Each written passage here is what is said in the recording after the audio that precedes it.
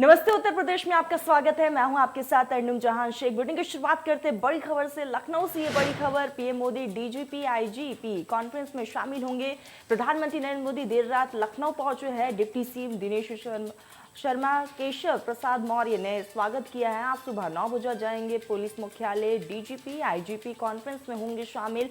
लखनऊ में 56वीं all India DGP IGP conference का शुभारंभ करेंगे गृह मंत्री अमित शाह। आपको बता दें कि सम्मेलन का योजना हाइब्रिड फॉर्मेट पर किया जा रहा है। कार्यक्रम में 37 जगहों से मेहमान को वर्चुअली जोड़ा गया है। इसमें सभी राज्यों के डीजीपी, पैरामिलिट्री फोर्स के चीफ शामिल हुए।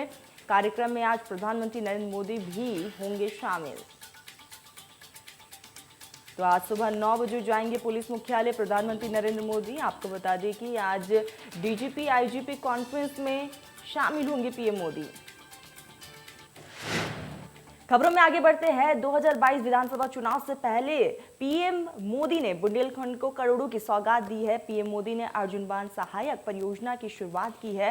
पीएम मोदी ने अर्जुन सहायक परियोजना के लोकार्पण के बाद कहा है कि बुंदेलखंड के विकास के काम रुकने वाली नहीं है। लोग चाहे जितनी हाय तौबा मचा ले, पुरानी सरकारों ने बुंदेलखंड के साथ जैसे बर्ताव किया है उसे कभी भुलाया नहीं जा सकता। उन्होंने ये भी कहा है कि ये जल संरक्षण का एक बेहतरीन उदाहरण है। इससे हमीरपुर, बांदा और महोबा के 168 गांव के 1.5 लाख किसानों को इसका फायदा पहुंचेगा। इसके साथ ही 4 लाख लोगों को पीने का पानी मिलेगा। पीएम ने आगे कहा कि पिछली सरकारों ने प्रदेश में काम नहीं किया, योगी सरकार ने परियोजना पर काम किया है। पहले ही सरकारों ने सिर्फ अपना भला चाहा है। माफियों पर यूपी में बुलडोजर चल रहा है। पहले जंगल माफियों के हाथ में था, बुंदेलखंड की धरती पर कई बदलाव हुए हैं। पानी को हमेशा प्राथमिकता देनी चाहिए। बुंदेलखंड को पीएम मोदी ने यहां पर करोड़ों की सौगातें दी।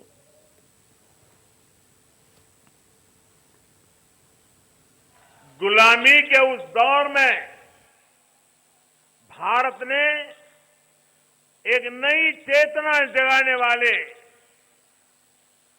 गुरु नानक देव जी का आज प्रकाश पर्व भी है। मैं देश और दुनिया के लोगों को गुरु पर्व की भी अनेक अनेक शुभकामनाएं देता हूं। आज ही भारत की वीर बेटी बुंदेलखंड की शान वीरांगना रानी लक्ष्मीबाई की जयंती भी है। मसूर जैसी अनेक दालों के लिए 400 रुपये प्रति क्विंटल तक एमएसपी बढ़ाया गया है। भारत खाने के तेल में आत्मनिर्भर बने। खाने का तेल विदेश से आयात करने के लिए जो हर वर्ष हम 80,000 करोड़ रुपए विदेश भेजते हैं, वो 80,000 करोड़ किसानों के पास जाएं। तो वही प्रधानमंत्री नरेंद्र मोदी शुक्रवार को झांसी में आयोजित राष्ट्रीय रक्षा समर्पण पर्व में पहुंचे और यहां डिफेंस कॉरिडोर की आधारशिला रखी है। उन्होंने सेना को स्वदेशी लाइट कॉम्बैट हेलीकॉप्टर सौंपा है। Ultra mega solar power park का शिलान्यास भी किया पीएम मोदी ने। और इस दरमियान पीएम मोदी ने राष्ट्रीय कैडेट कोर यानी कि एनसीसी के पर्व छात्र संघ का शुभारंभ भी किया है। और पीएम मोदी ने कहा है कि लंबे समय से भारत को दुनिया के सबसे बड़े हथियार खरीदार देशों में गिना जाता रहा है। आज देश का मंत्र है कि make in India, make for world. आज हमारी सेनाओं की ताकत बढ़ रही है। उन्होंने डिजिटल कियोस्क लॉन्च किया गया है जिससे देशवासियों को फायदा होगा और वॉर हीरोज को मोबाइल ऐप के जरिए अपनी श्रद्धांजलि दे सकेंगे। उन्होंने कहा है कि जब हमें आज़ादी मिली तब हमारे पास अवसर था, अब हमें अपने देश को सरदार पटेल के सपनों का भारत बनाना था। ये हमारी जिम्मेदारी है। यही आज़ादी के अमृत काल में हमारा संकल्प और देश का लक्ष्य है। राष्ट्रीय रक्षा पर्व पर पीएम मोदी का संबोधन और इस दौरान उन्होंने देश को संबोधित भी किया। तो 3 तस्वीरें आपके सामने हैं। राष्ट्र ध्वज को सलामी देते हुए प्रधानमंत्री नरेंद्र मोदी नजर आए और उसके बाद लक्ष्मीबाई पाटिका का भी अनावरण किया पीएम मोदी ने। राष्ट्रीय रक्षा पर्व में प्रधानमंत्री नरेंद्र मोदी ने देश को संबोधित भी किया।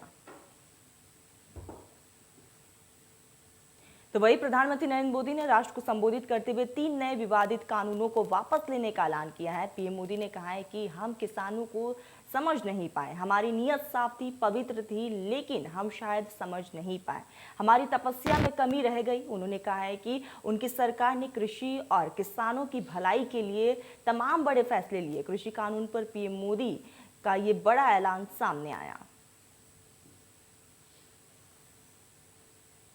साथियों, मैं आज देशवासियों से क्षमा मांगते हुए सच्चे मन से और पवित्र हृदय से कहना चाहता हूं कि शायद हमारी तपस्या में ही कोई कमी रही होगी, जिसके कारण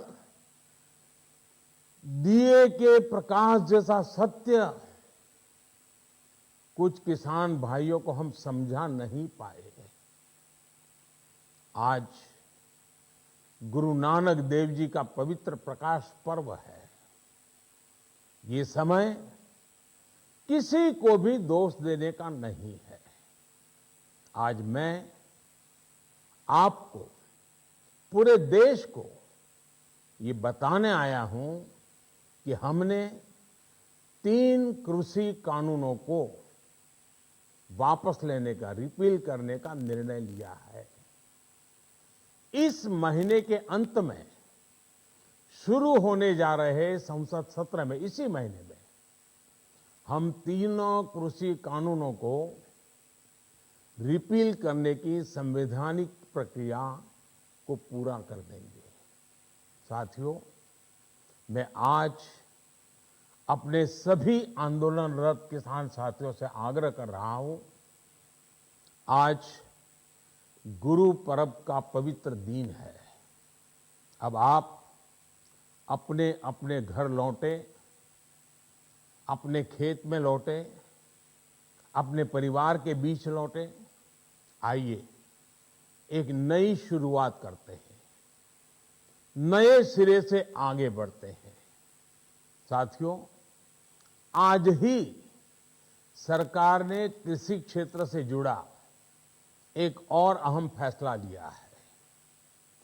जीरो बजट खेती यानी प्राकृतिक खेती को बढ़ावा देने के लिए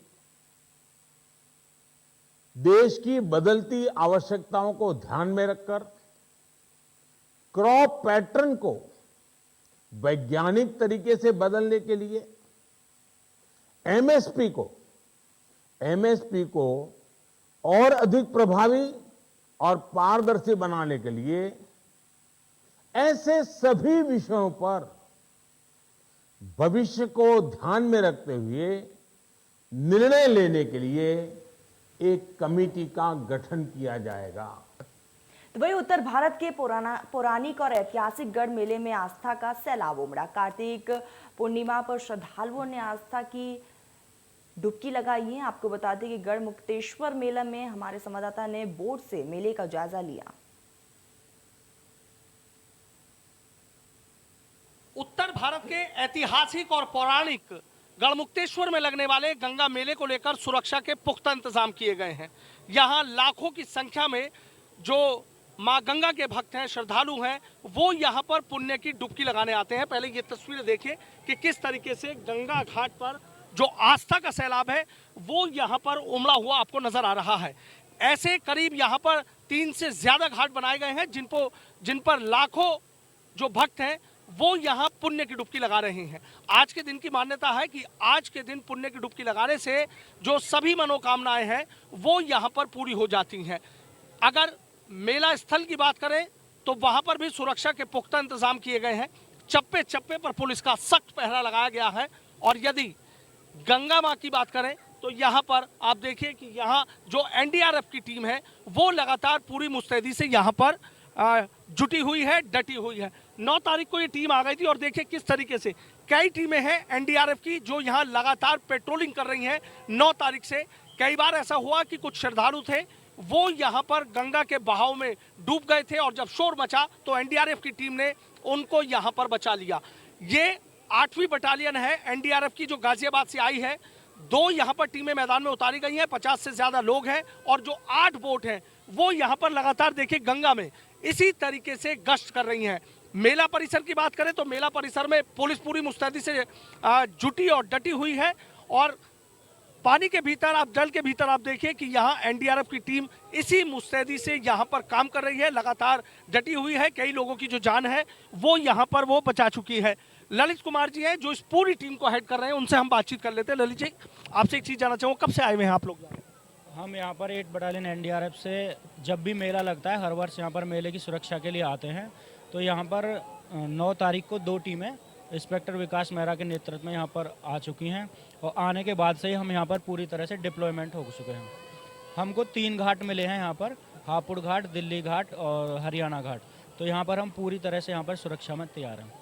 तो देखिए, आपने देखा कि एनडीआरएफ की टीम की जिम्मेदारी भी बढ़ जाती है, क्योंकि कई बार ऐसा होता है कि जो लोग हैं वो तमाम जो सुरक्षा चेतावनियां हैं उनको दरकिनार करके गंगा के बहाव में आगे की तरफ आ जाते हैं और बह जाते हैं। ऐसे एनडीआरएफ की टीम ने यहाँ पर ऐसे कई लोगों की जो जान है वो यहाँ पर बचाने का काम किया है। 9 तारीख से ये टीम लगातार पूरी मुस्तैदी से यहाँ पर जुटी हुई है कि श्रद्धालुओं को किसी तरह की कोई दिक्कत ना हो।